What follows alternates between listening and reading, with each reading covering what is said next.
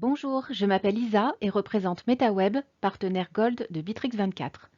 Je réalise pour vous de brèves vidéos quant aux fonctionnalités et nouveautés de Bitrix24. Dans cette vidéo, nous allons voir comment envoyer des messages de chat dans Bitrix24.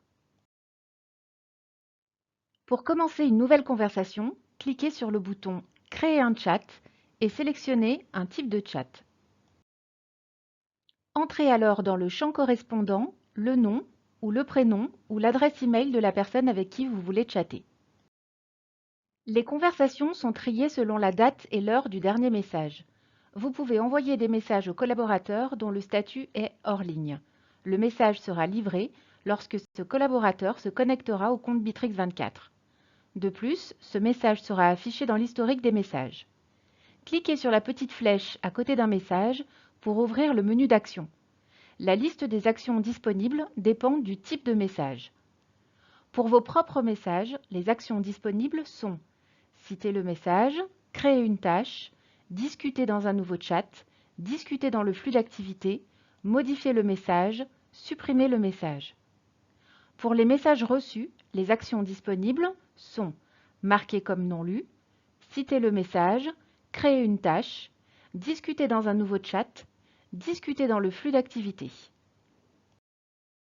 Vous pouvez également très facilement mentionner un collaborateur dans votre message en cliquant sur le bouton correspondant ou appuyer sur « plus » ou l'arrobase et sélectionner un utilisateur. Vous pouvez toujours voir si le message a été vu.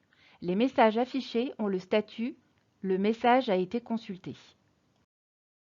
Si vous avez ouvert un chat et vu un message important, mais n'avez pas le temps d'y répondre à ce moment-là, vous pouvez marquer ce message comme non lu en cliquant sur la petite flèche à côté du message. Marquer comme non lu. Ce message sera marqué comme non lu et le compteur apparaît à côté de la conversation dans la liste de chat.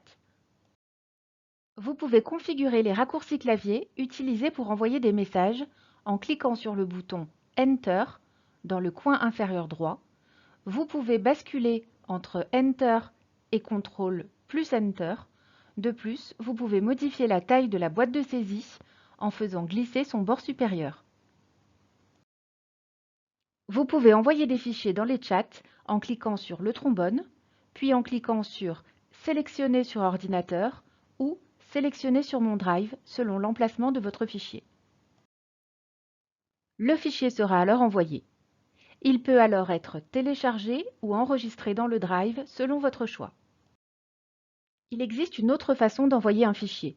Pour cela, il suffit de faire un cliquer-déposer du fichier. Si vous avez besoin de copier le fichier, pour l'envoyer dans un autre chat par exemple, vous pouvez cliquer sur la petite flèche à côté du fichier et cliquer sur le bouton correspondant dans le menu Action. Ensuite, il suffit de le coller à votre message. Vous pouvez envoyer des messages aux utilisateurs externes de la même manière qu'à vos collaborateurs. La seule différence est que les utilisateurs externes ont une marque orange spéciale à côté de leur nom. Si cette présentation vous a plu et vous a été utile, n'hésitez pas à liker, commenter et partager. Je vous remercie pour votre écoute et vous retrouve bientôt dans d'autres présentations.